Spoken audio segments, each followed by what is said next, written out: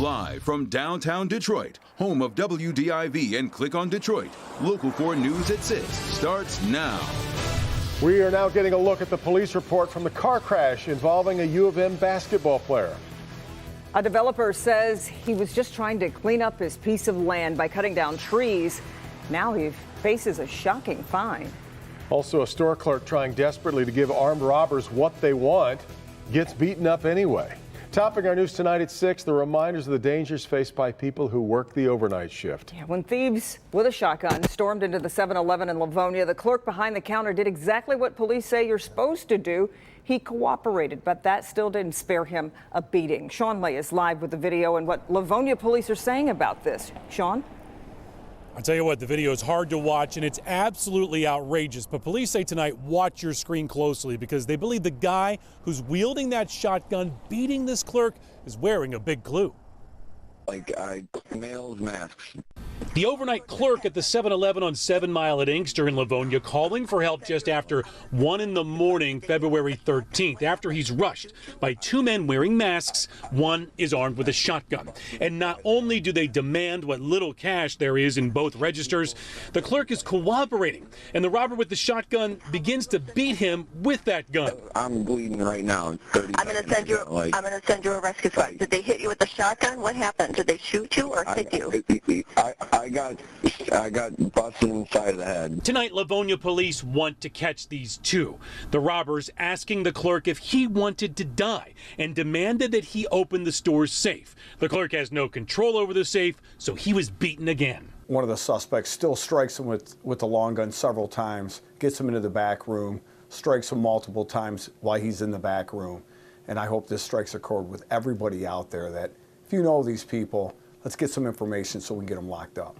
Take a good look at your screen. The robber with that gun has on a black hoodie with distinctive markings on it, and that may be a major clue. I hope when people watch this, they are as disgusted, really irritated as I am as I watch this.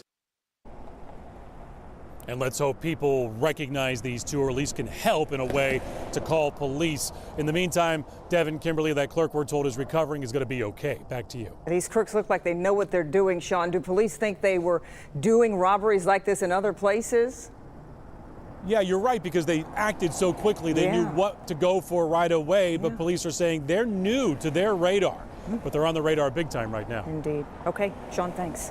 One man is facing murder charges in the mysterious and very disturbing death of a woman in Monroe County. The body of 79-year-old Cecilia Gibson was found inside a home in Bedford Township earlier this week, and prosecutors confirmed Gibson died of blunt force trauma and was beheaded.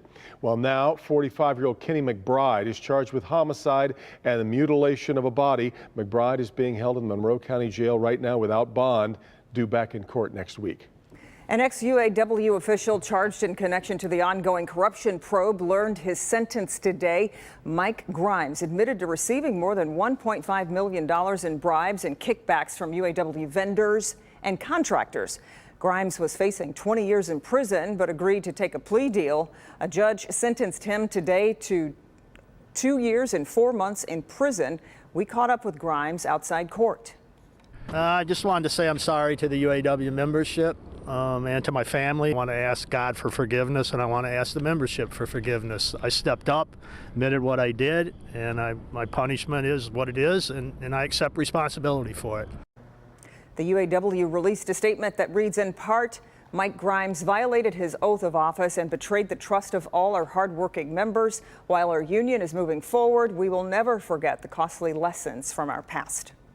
A long-running dispute in Taylor pits a local developer against the city and its managers. It's over a piece of land where trees were cut down. Business at a Rob Maloney in Taylor, where a $130,000 fine is raising questions of fairness. Rod? This lawsuit was filed a couple of months back, and it's against the city of Taylor and essentially the mayor, the clerk, and a number of others, along with the county treasurer, Eric Sabri. And what it says here is that the city of Taylor is looking to enforce codes that very few people know about and aren't enforced equally. But more than that, it's over $160,000 in fines that have been levied against one particular parcel. This vacant parcel at Superior and Pardee in Taylor sits idle. It belongs, at least for now, to Murray Whitecall, a longtime Taylor developer. It's incredible. He started developing this site in 2018, but the city has stepped in. Dead trees, diseased trees, good forestry practice done by an arborist. And we went out and did the right thing for the site and left 155 trees. He needed a tree cutting permit, didn't have one, and wound up with a $133,000 fine that has now jumped with interest to more than $160,000. Frustrated, Murray refused to pay. The city put the property into foreclosure, and now it's all in federal court, with Whitecall calling it oppressive behavior and selective enforcement. There's a lot of other sites where there's hundreds, if not thousands, of trees being cut down, and they just are allowing it in certain areas and not in others. So Whitecall points to this parcel at Inkster and Eureka Roads as an example. A developer started taking down trees without a permit back in 2017, received a $250 fine with no listing of how many trees were taken down. Now the land, which is leveled, is owned by developer Joe Persicone. And the permit, and I pay for the soil erosion, I put the fence all around, and the city give me the okay. And he does have permits, the city has them, to remove roughly 100 trees. Now, to be clear, Persicone is not listed in the lawsuit, and it's mostly the city officials that Murray Whitecall is concerned with. We reached out to them today. They had nothing to say, but are standing behind their motion in court by their attorneys that essentially wants the case thrown out, saying it doesn't belong in federal court. They want it dismissed, essentially calling it frivolous. Back to you. Well, Rod, what is Whitecall saying about where things stand tonight? Well, the one thing that he's most concerned about is he believes it's an unconstitutional taking of his property. He said he didn't know that he needed the permit. Nobody told him he needed a permit. There is no recitation of how it is that with the number of trees he took down, that it should reach the fine number that it did.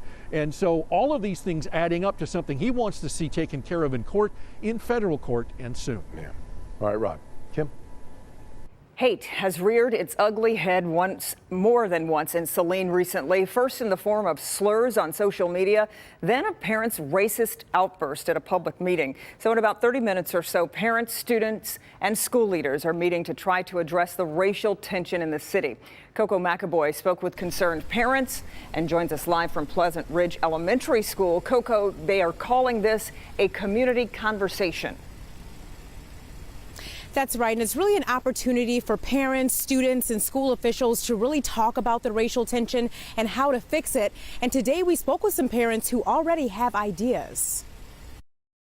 A candid video from students at Saline High School. The school isn't doing enough for kids like me. Expressing their concerns about the division in the district. People learn to hate. And if they can learn to hate, they can be taught to love. Because I've gotten so much feedback, like it's all positive. While students are rallying, parents are also banding together following two back-to-back incidents of racism. I think the more people that rally around racism and LGBTQ rights it's going to be so beneficial for the community. Parents like Sherry Weintraub and Kirsten Woodside are taking a stand, meeting with city leaders, school board officials, and demanding action. Because now it's out in the open. All the families know about it, and we're all fighting along with the students to make the changes. Woodside says her oldest daughter experienced racism in the district. She was attacked and she was targeted. When you ignore things like this, they build and build and build, and so something huge happened. There are several community conversations being held within the next few weeks to talk about moving forward. I think the more that this is brought to the forefront, that people are going to see what an issue it really, really is. But in the meantime, students will keep pushing for change in Saline. From all the people who believe in change to all the people who don't, you're outnumbered.